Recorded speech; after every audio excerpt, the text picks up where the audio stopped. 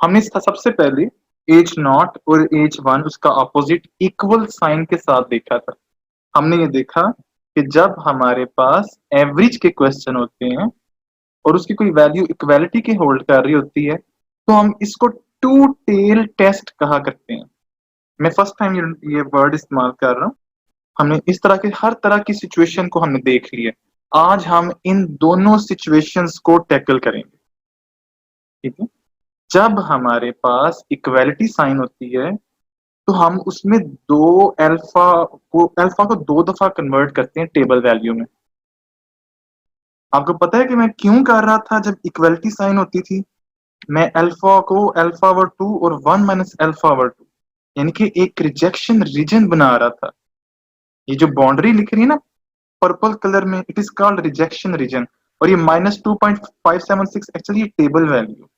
अगर कोई वैल्यू -2.576 में कहता था छोटी आ जाएगी यानी कि इससे भी बाहर चली जाएगी टू टेल टेस्ट में, तो हम ये कहा करेंगे कि ये रिजेक्ट है।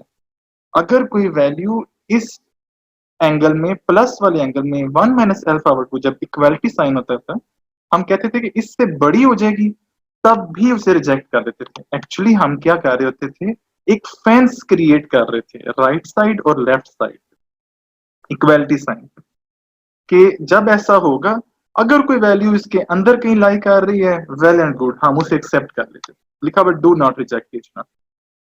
लेकिन ये चीजें थी पुराने लेक्चर्स। आज के लेक्चर में हम ये लेस देन और ग्रेटर देन साइंस को टैकल करेंगे mathematically. Mu greater than equal to mu not मतलब कोई वैल्यू, तो इसका डेफिनेटली अपोजिट होगा लेस देन। और इस तरह एच नॉट में अगर म्यू आ रहा है less than equal to, it is mu greater than mu not. जो इसकी चीज है वो इसके ऑपोजिट होगी। जैसे कि हम यहाँ करते थे एच नॉट में इक्वलिटी साइन होल्ड करते थे और एच वन में उसका opposite sign non equal to hold कर रहे होते। आज हम इन दो केसेस को ग्रेटर देन इक्वल टू और लेस देन इक्वल टू को न्यूमेरिकल क्वेश्चंस के तौर पे टैकल करेंगे। ठीक है, तो जरा मैं आपके साथ एक स्लाइड मजीद शेयर करता हूं। जरा इस चीज को जरा गौर करते हैं। बाकी सारे के सारे स्टेप वैसे के वैसे ही हैं, ए टू जी काम वैसे का वैसा ही करना है। लेकिन जब हमारे पास लास्ट स्टेप आता है ना, जहां हमने अपना वर्डिक बयान करना होता है कि ये चीज आया एक्सेप्ट होगी या रिजेक्ट, उस सूरत हाल में थोड़ा सा प्रॉब्लम आ जाता है। जरा गौर कीजिएगा इस फिगर पे दोबारा। हमारे पास क्या सिचुएशन थी, हम इसको दो हिस्सों में डिवाइड कर देते थे रिजेक्शन रीजन को। लेकिन अब हमारे पास रिजेक्शन रीजन दो हिस्सों में डिवाइड नहीं हुआ करेगा।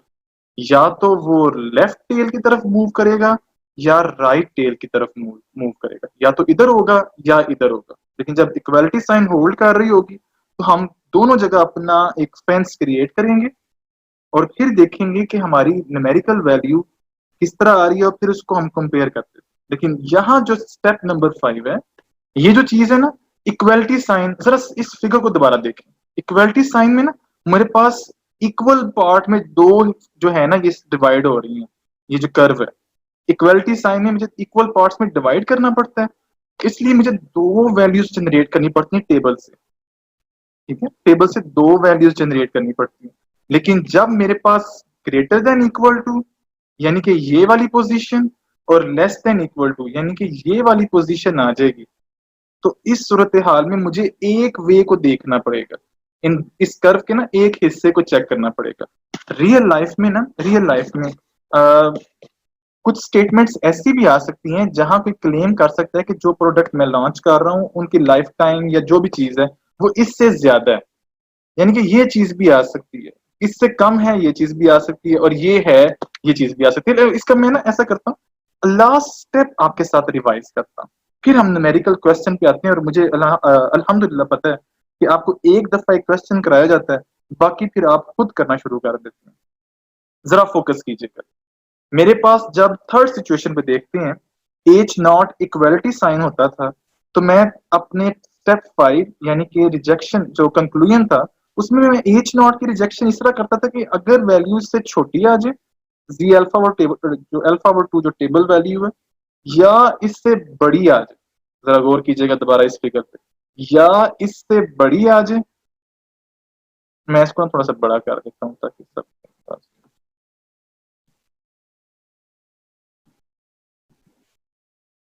या टेबल की वैल्यू इस वाली सिचुएशन से बड़ी आ जाए तो रिजेक्ट, या इस वाली वैल्यू से छोटी आ जाए तो रिजेक्ट। ये था इक्वलिटी साइन। लेकिन अब हमने जो क्वेश्चंस करने हैं, क्योंकि इनकी तो हमें समझ लग गई, इसकी समझ लग जाए तो हमें जो वन टेल टेस्ट है ना उनकी समझ लग जाए। उसका क्या तरीकाकार है जरा गौर कीजिएगा।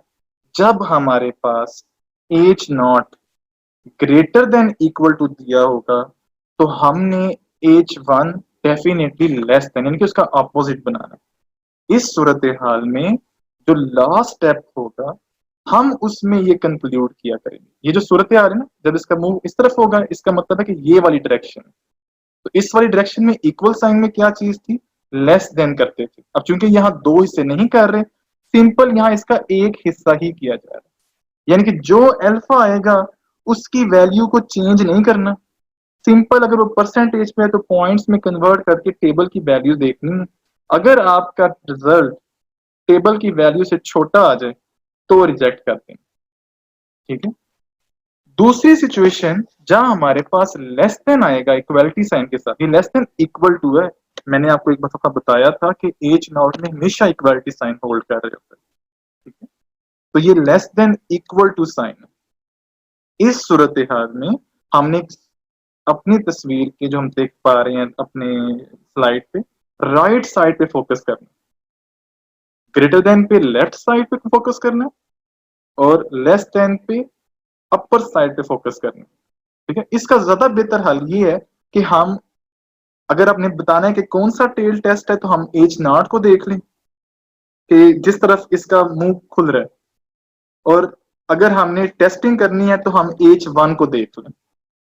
मतलब देखिएगा, अब एच नॉट में अगर less than equal to sign है तो इस सूरत हाल में हमने जो लास्ट स्टेप बनाना है वो इस बेस पे बनाना है। राइट टेल में आना है तो हमने इसके साथ कंपेयर करना है, इस वैल्यू के साथ। इसका मतलब ये है, अब चूंकि यहाँ दो हिस्से नहीं किए जा रहे, हम सिंपल वन माइनस अल्फा से देखेंगे। अगर वैल्यू बड़ी आ जाए टेबल की वैल्यू से तो रिजेक्ट, यानी कि यहाँ ये वाली सूरत हाल बन रही है। अगर यहाँ से वैल्यू बड़ी आ जाए, जो भी इंस्टेंस हम क्रिएट करेंगे, ये 2.576 एक टेबल वैल्यू है, हो सकता है कि हमने जो किया वो प्लस 1.96 आ जाए।